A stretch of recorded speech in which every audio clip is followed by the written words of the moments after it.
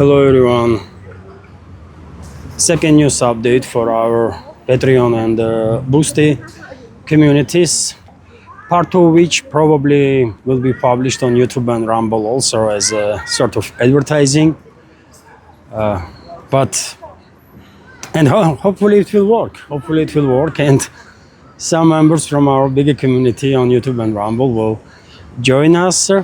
But anyways, probably you did recognize this construction here, this area. I made a recent second news update from this territory. It was a bit, part of it at least, and it was a nighttime or late evening time then, and very little was basically possible to see through video, and now it's still late evening, by the way, 7:30, not late, but it is still evening, 7:30, and I decided to come to this place again and just depict very same area during the daylight. Quite a nice park there. Because of the extreme hot, grasses are no longer green everywhere. It's been burned out by this tremendous heat, but nevertheless, nice park right next to Terek River, by the way. And we are not that far away from central part of city, Vladikavkaz, and we will move this evening exactly towards the city center through a riverbank. But right now, I will just show you some surroundings in this park. Nice fountain there, and maybe not really a lot of people, but there are quite many that are enjoying their evening in this park due to extreme heat, by the way. Whoever can get out of the city and move towards the mountains, of course, they do use this opportunity, because it is really hot, by the way, these days. Really hot, and the humidity of air is in such extreme levels that, I personally, even though we used to live here, by the way, in North Ossetia for like 10 years, right? And then moved to Moscow region, and then Moscow. So I should be used to this level of humidity of the air. But, I don't know. Even for me, it is quite difficult to digest, But anyways, it's a summertime, so no complaints, by the way. It's supposed to be hot, right? And nice park.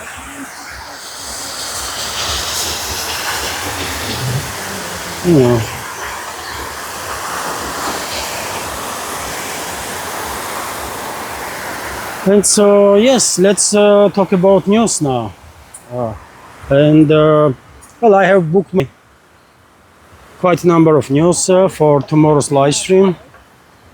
And, let me go through some of them, at least. First of all, I'll give you news that, according to Russian media reports, which is based on Russian Defense Ministry, during the final push to liberate Chisov Yar, and this morning during the stream I reported that the Russian Defense Ministry confirmed liberation of this city.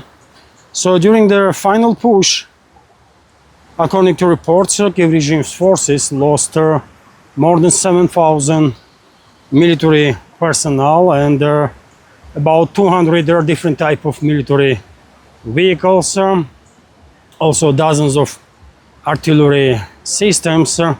It was a crushing blow, of course, and liberation of Chisov Yar definitely will play huge role when it comes to morale of Kiev regime's forces, they're not going to take this likely whenever there will information about it will get to them, right? Due to strict censorship on Kiev controlled territory, I guess not everybody will hear about liberation of Chisovyar either today or tomorrow, even after a week. But eventually, information will get through, and I believe it will have a very significant impact. And also, when it comes to developments on a battlefield, just about an hour ago, one of the biggest channels on Telegram reported that Russian armed forces managed to achieve yet another breakthrough in Pokrovsk-Mirnograd direction on the northern-western side of Mirnograd, and as a result of this breakthrough, one of the main supply and support roads of Kiev regime garrison in Pokrovsk-Mirnograd agglomeration was cut directly by Russian forces. Obviously, this is a big deal, and in addition to that, reports are that Russian forces further improved their positions beyond Chisovyar and significantly, and also Russian armed forces achieve a local scale breakthrough in Seversk direction. And if true, and there was a maps, by the way, with contours of this progress on it, and well, it is a big breakthrough, especially on the northeastern side of Seversk. Let's see if we will have more information about it before I start tomorrow's live stream. And also, when it comes to developments on the battlefield, we have a comment from Aptia Laudinov, head of Akhmat Special Forces and their deputy head of their main military political directorate of their Ministry of Defense, Lieutenant General, who stated that with the liberation of Chisovyar, the entire Ukrainian defensive system or defense lines in this sector has been broken open. And that means that Russian armed forces have operational space before them right now, and I guess they will employ this opportunity. And as I already mentioned, reports already are coming in that Russian troops actually move quite a way forward or westwards from their Chisovyar. Although obviously all the liberated territories have to be fairly secured, and it will also take some time. Also interesting news, dear friends, that Nicaraguan authorities recognize DPR, LPR, Kherson and Zaporozhye regions as a part of Russian Federation. Statement by their this is a statement, by the way, that was made by co-presidents of the Republic, Daniel Ortega and Rosario Murillo, and obviously this is also interesting, important development, and I saw some reports that Moscow welcomes this decision of leadership of Nicaragua. I welcome to everybody here in Russia, and all Russian supporters worldwide will welcome this decision, obviously. And dear friends, time to time I will pause the video to show you to film basically in some other parts on our route towards the city center, and before I will share next news, I will pause now, and we'll continue in some other area.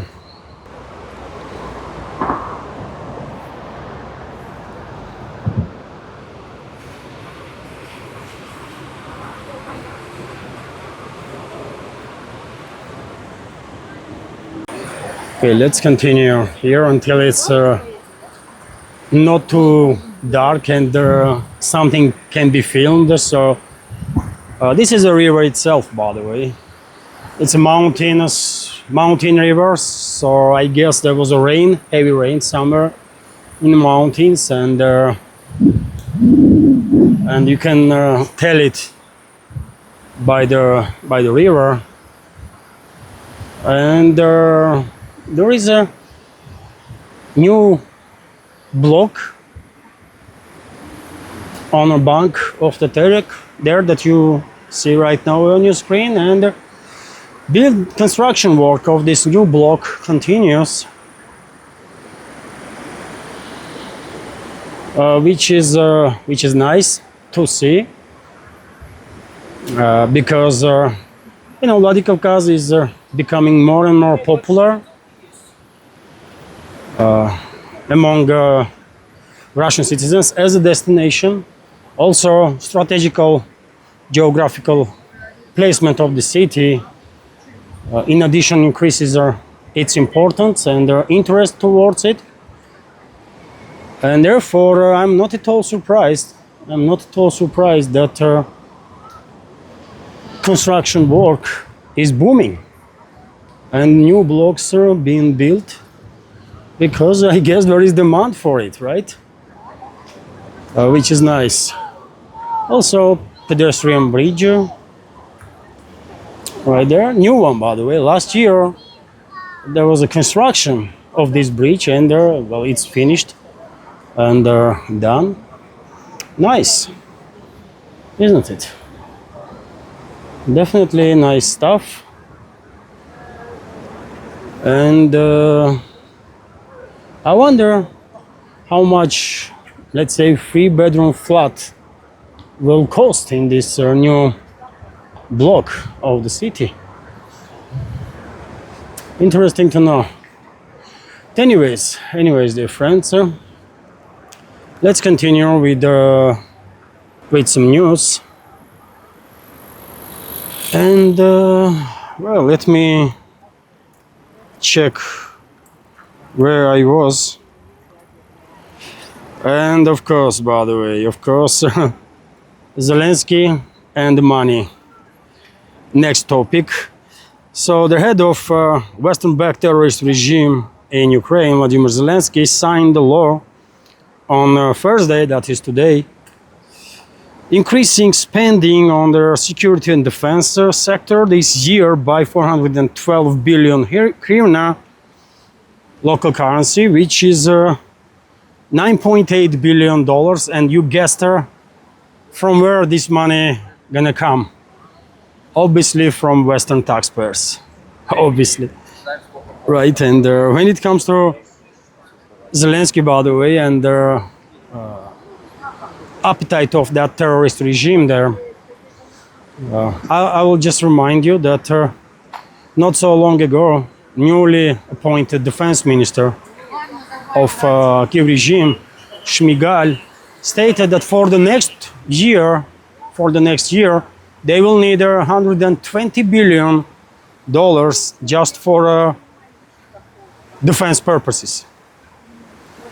120 billion, and you will rightfully guess who will pay for that demand also, and from where money will come. Obviously from pockets of European and North American taxpayers. Am I correct? Who else is gonna give them that much of money? But this is Kiev regime. What else do you expect from them? Also, by the way, interesting developments happening in Kiev. Verkhovna Rada, which is parliament there in former Soviet Republic Ukraine, supported the bill on restoring their independence of NABU and SAPO, this allegedly or formally anti-corruption agencies, in reality Western-controlled institutions that are being used by Washington and London as a sledgehammer over their Kiev regime. And just a week ago, that was, isn't it? Week or 10 days ago, Zelensky conducted assault on these institutions. Zelensky and his criminal associates in the state rather adopted a new law cutting the independence of these institutions and ordering them to basically report about all their activities to General Prosecutor's Order, is General Prosecutor's Office. After this decision, Zelensky came under fire from the West, first of all, and protests began on Kiev-controlled territory that are continuing until now, by the way. Protests did not stop, and I said in my previous updates and number of other commentators on internet that probably we are observing beginning of the end of Zelensky as a politician, or at least the head of Kiev's regime, right? And if he is smart enough, he will step down and run away from Ukraine. And if he is a fool, then he will try to grab to the power to the end. And in that case, Western ruling class will go ahead with a regime change operation, coup d'etat. And allegedly, according to Russian Foreign Intelligence Service, even certain agreements have been reached on that matter between Washington, London, and there are key figures in Ukraine and outside of Ukraine that are connected with it. For example, Zaluzhny, who is serving now as a Ukraine's ambassador in UK, and previously was serving as head of general staff of Kiev regime's defense ministry. Meeting, according to Russian Foreign Intelligence Service, of representatives of secret meeting of representatives of US, UK,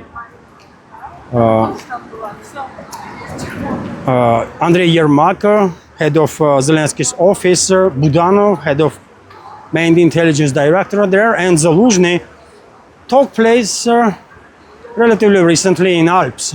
And the agreement between them have been reached that Zelensky has to go. And he will.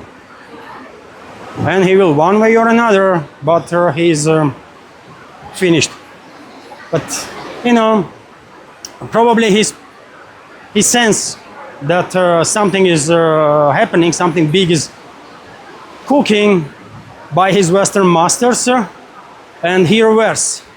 He was very quick to reverse his decision to cut independence of NABU and SAPO, but I think it's just too late now.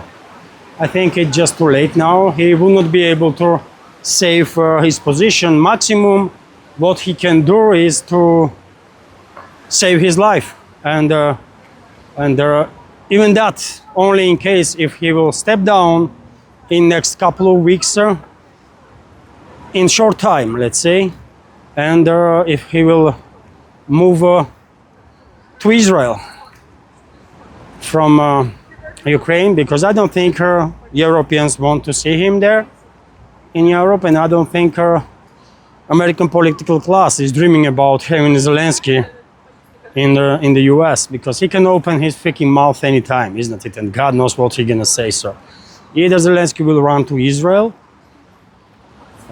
if he's clever enough and steps down now, or he will be neutralized some other ways by the West itself. And if they will go ahead and will kill him, well, they're gonna blame Russia for that, isn't it? And brainwashed elements in this world, especially in the collective West, will of course gonna believe that. They will believe anything, by the way. They hear from Western MSM, isn't it? That's what they do. But nevertheless, yes, sir, Zelensky is in reverse gear now, restoring sort of independence of NABU and SAPO, and let's see if this decision will prolong his leadership when it comes to this Western-backed terrorist regime. I'm a bit skeptical on that. What else have I bookmarked, by the way? Let me check.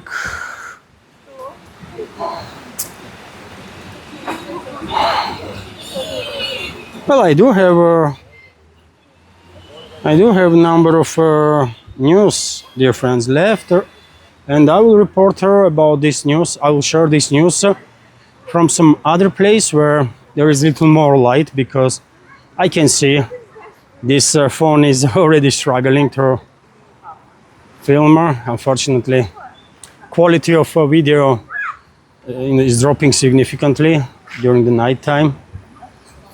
But there are gonna be some places where there will be a little more light, and I will continue there.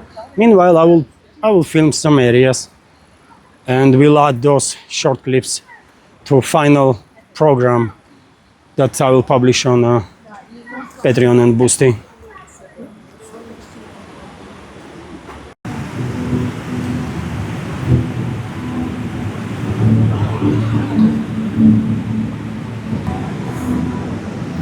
Well, I think in this place there is enough light to continue with the news segment, and of course we are still on the bank of the Terek River, which has its beginning, dear friends, in Caucasus Mountains in Georgia.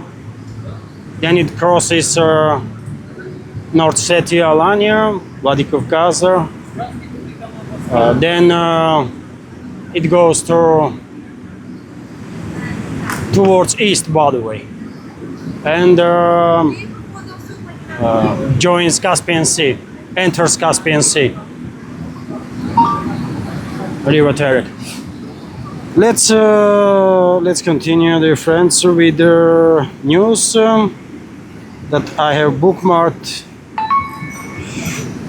There is additional reports about escalation from the NATO in Baltics, and we have this statement that West is hunting for Russian ships, militarizing Baltic Sea and region. Statement comes from Maritime Board chief, also aide of Russian President Nikolai Patrushev. Let me give you some details. So, the West has launched a hunt for Russian ships and is organizing provocations, and they're actively militarizing Baltic Sea. Russian presidential aide and the head of a Maritime Board, Nikolai Patrushev, said at the meeting of the Council for Strategic Development of the Navy. We have a quote from him: well aware that the bulk of foreign trade maritime cargo or turnover goes through the Russian Northwest. Our opponents are launching a hunt for Russian ships and the ships of third countries with our cargo. They are preparing and carrying out provocations, trying to unilaterally revise their norms of international maritime law, and they are also actively militarizing the Baltic Sea. He stressed that the West has already begun to gradually implement or plan their provocative actions in various sections of their trans-Arctic transport corridor in order to block the Baltic for Russian commercial shipping. Brussels has launched their Baltic Century mission,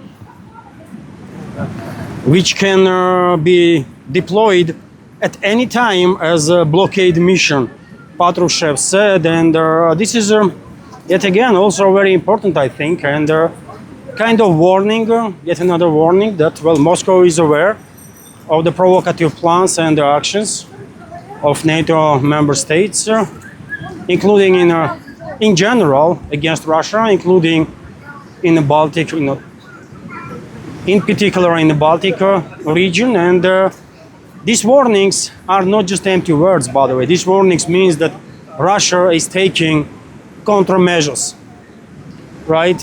And I think when it comes to Baltic region, we really are very close to armed conflict. Maybe local scale, with a potential to escalate further, or maybe bigger scale.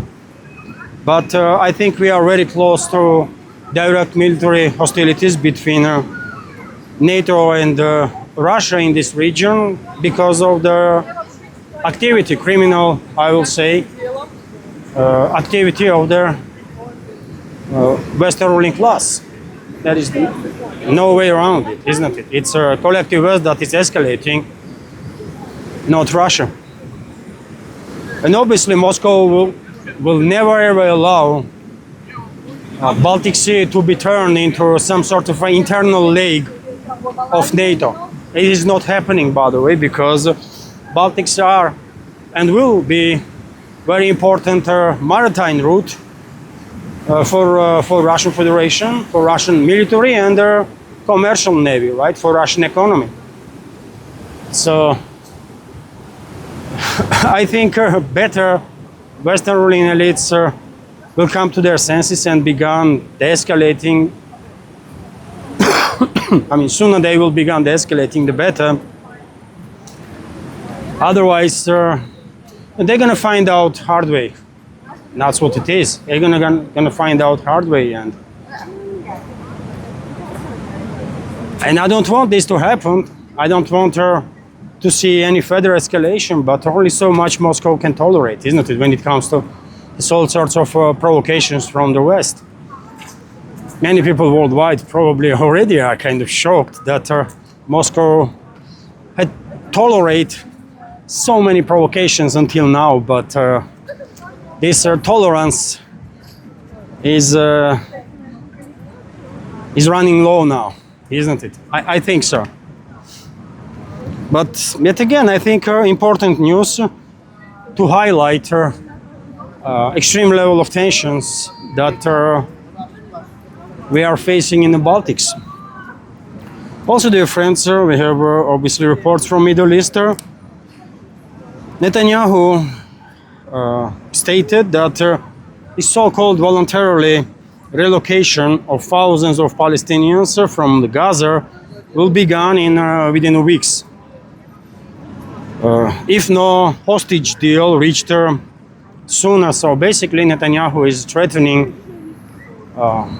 further escalation of criminal activity and ethnic cleansing, basically, and the genocide in the Gaza Strip. If hostages are not released, and even if hostages are released right now, today, I think Netanyahu and his regime will go ahead and do this. Anyways, I said from the beginning of Israeli military operation in the Gaza Strip, if you remember, dear friends, I was saying that most likely Israeli leadership will try to implement sort of Karabakh scenario in the Gaza, which means which means that they will force locals out of the region. Whoever will survive their military hostility, and that's exactly what is happening, by the way. And they are not even hiding this no more, right? And it is shame on our world community that this was allowed to happen. It's just, you know, part of Netanyahu's plan to keep Ben-Gvir happy, and Smotrich and other extreme elements in the government of Israel, without support of whom, or without support of which Netanyahu would not be able to maintain his seat as a prime minister. It's a shame what is happening there, man. And allegedly 5 countries, if we believe Netanyahu, 5 countries expressed their willingness to receive this forcefully removed from Gaza Strip refugees.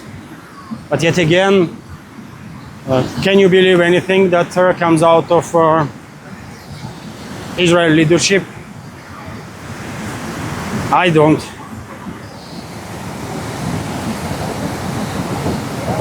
Also, by the way, more and more European countries, or more and more countries in the collective West, are expressing their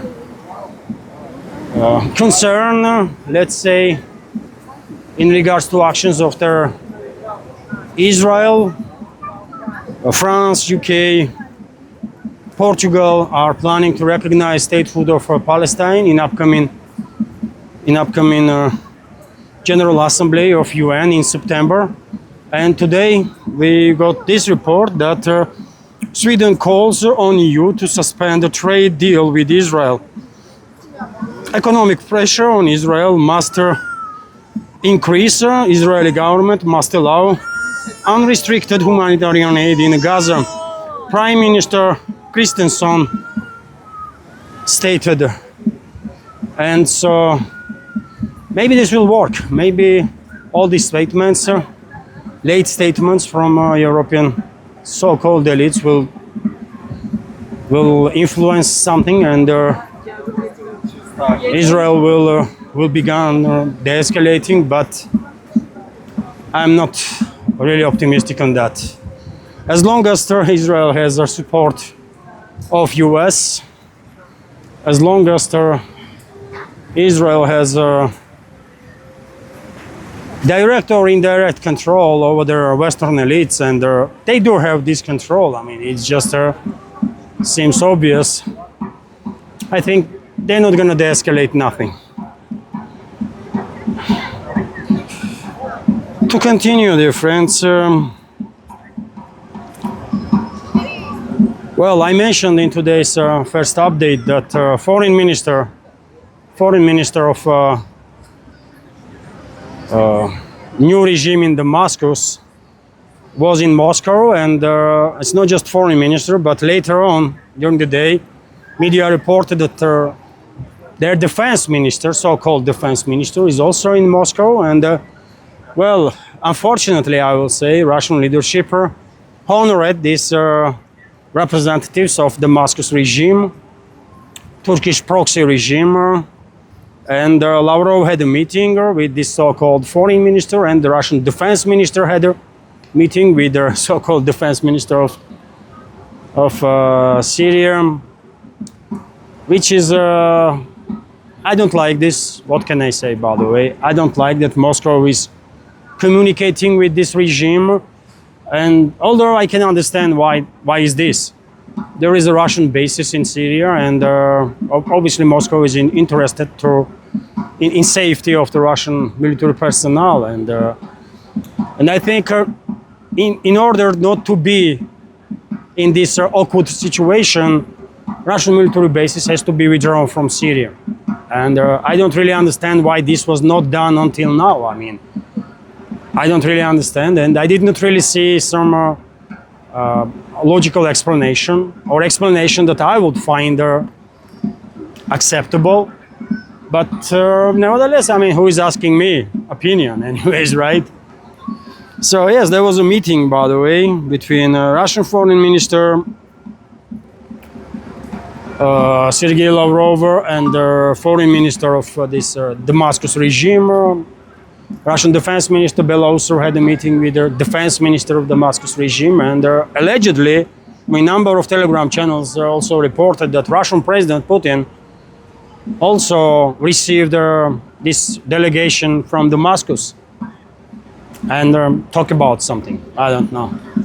I don't understand this, sir, and that's it, man.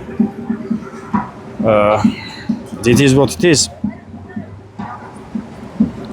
Let's see, maybe for tomorrow we will have some details of these talks, although I'm not really sure about it.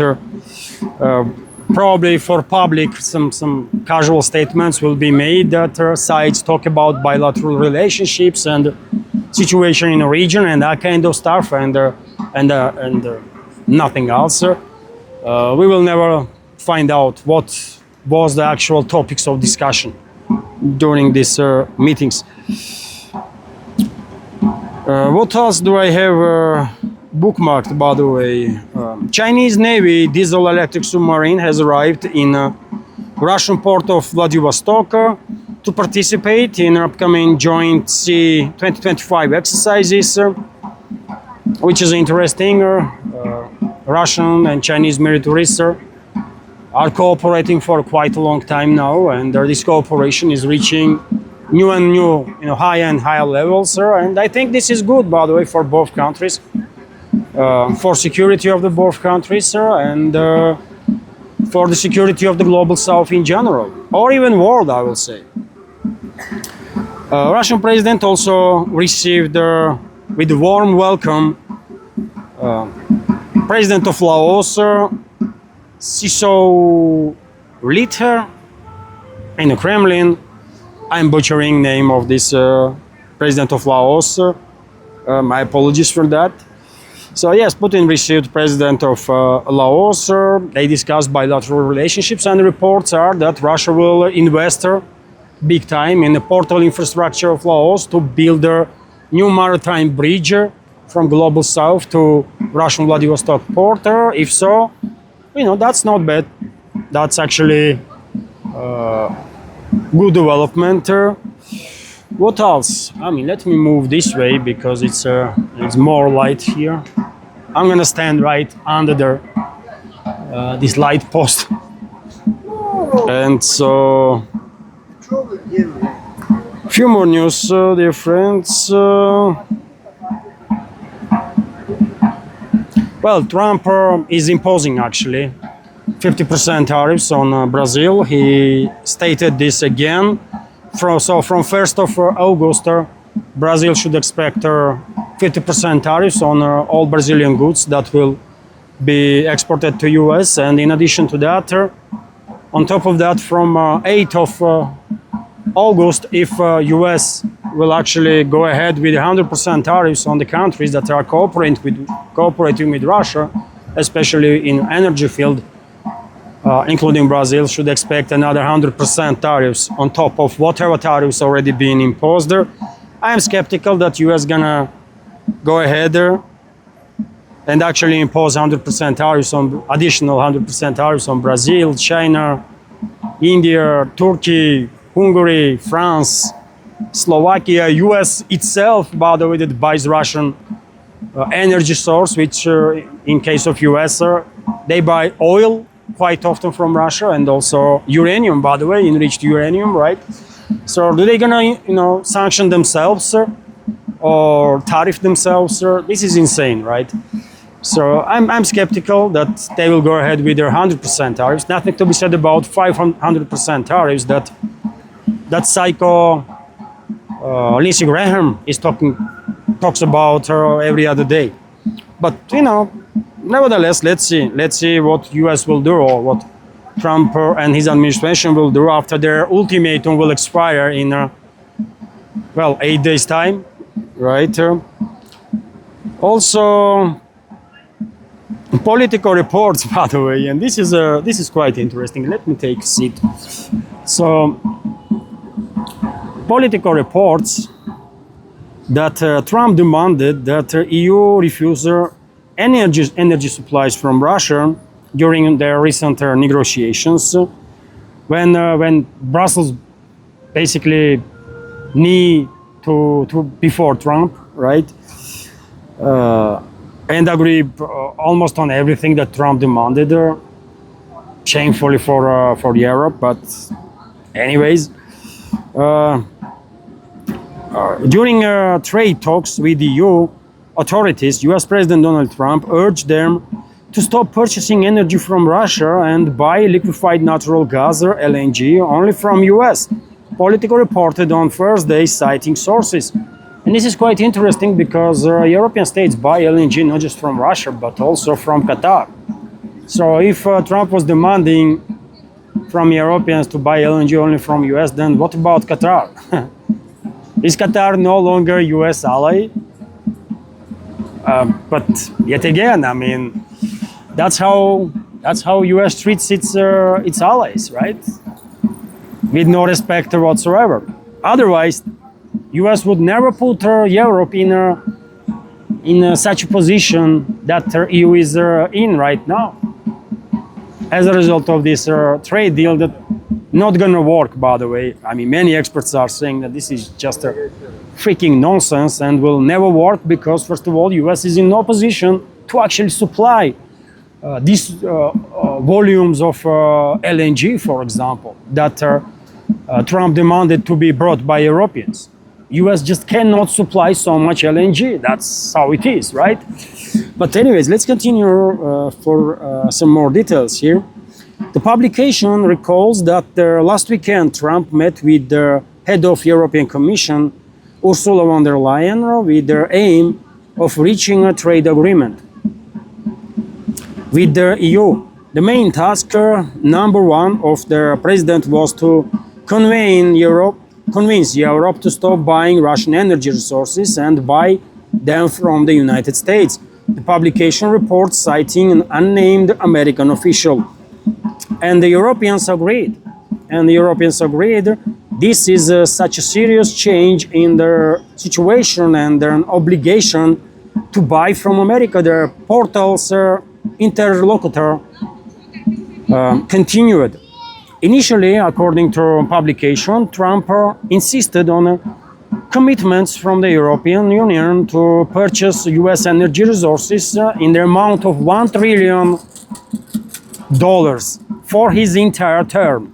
$1 trillion, by the way, for his entire term, presidential term, in the White House. However, the parties then settled on the amount of 750 billion. That is 250 billion per year for their purchase of US LNG, the sources said. However, the publication also noticed that these figures are exaggerated and unrealistic. To reach such a sum, the US would have to redirect all of its energy export to the EU and somehow achieve a 50% increase in supply. So US to send all of its energy, all of its energy exports to you and then double it somehow, which is not happening, by the way. It's not realistic, right? In addition, Politico draws attention to the fact that the EU does not have the necessary infrastructure to receive such a volume of American LNG. In addition, the European Union would have to triple the volume of imports from the United States, refuse other foreign suppliers, including those supplying goods at the low price. Thus, the publication concludes Trump is putting transatlantic rapprochement at risk, including the LNG trade, which in 2024 reached 20.3 billion and accounted for 53% of American LNG exports. So in 2024, by the way, US exported to EU LNG for 20.3 billion, which is 53% of overall LNG exports of the US. So for God's sake, how US energy companies going to supply Europe with LNG for $250 billion? What kind of nonsense is that, isn't it? I mean, this is just too crazy. I mean, why media is not talking about this nonsense like in non-stop regime? I don't know. US media is bragging about this deal, while it seems like they are too lazy to actually dig into numbers. Can US actually do this, provide such volumes of LNG, and can Europe actually receive this volume of LNG? No, answer is no in both cases, but seems like, I mean, very few people in the West actually cares about reality. That's how it is, you know. What else do I have here? What else do I have here? By the way, German businessmen criticize US-EU trade deal for a reason, obviously. I'll give you this news and I will end this update on that. So more than 76% of German small and medium-sized enterprises call the trade agreement reached by the US and EU a serious blow. A Bild reported on Thursday, that is today, citing a survey by the German Association of their Small and Medium-Sized Enterprises, BVMW. According to the survey of over 1,000 organizations, more than 76% of them believe that the trade deal is a serious blow, and they expect the crisis in the German economy to worsen. More than 71% of participants said that US tariffs will have a noticeable impact and did not rule out their bankruptcy. In addition, more than 77% of respondents believe that the EU was weak in negotiations with the US President Donald Trump. And I wonder what the hell is wrong with another like 23%. Do they believe that Ursula was actually tough during these negotiations or what? Why only 77% believes that EU was weak in these negotiations? But nevertheless, that's the survey, by the way. And also one more point, Merz, Chancellor of Germany, already, like many other officials in EU member states, already stated that the outcome of the trade talks would cause significant damage to the German economy. In this case, German economy. In case of France, French economy, and so on. So yes, I mean, European bureaucrats, they know this is damaging for their economies, but nevertheless, they are doing nothing to reverse this process or to actually protect livelihoods of their fellow citizens. I mean, it is what it is, and this is sad, this is unfortunate, right? But as long as the European citizens are in a deep sleep, majority of them, no one is challenging these crazy elites, isn't it there? No one. And you know, they will continue to do all sorts of crazy stuff in their how should I say, преследование, как это на английском? In their, not the search, but in their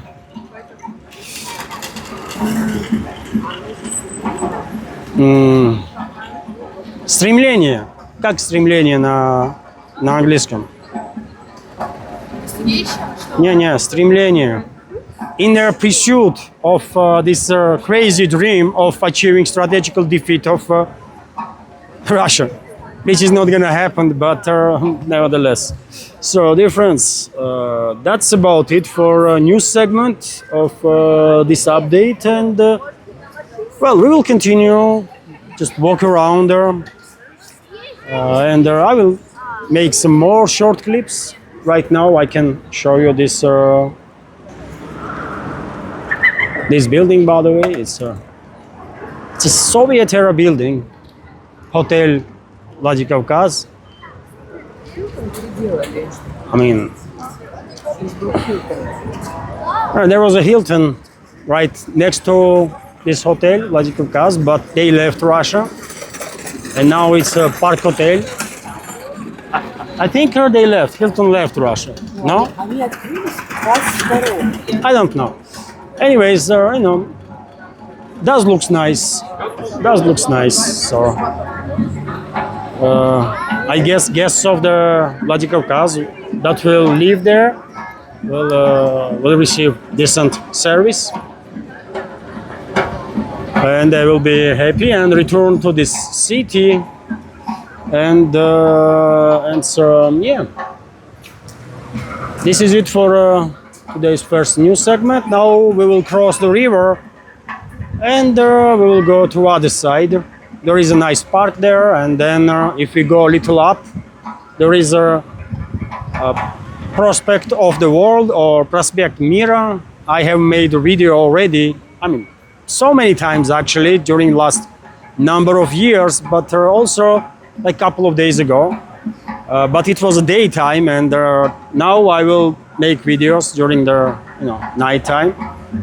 Let's see how this prospect looks at night, and then we will move towards the home. And that's gonna be it for this evening's walk.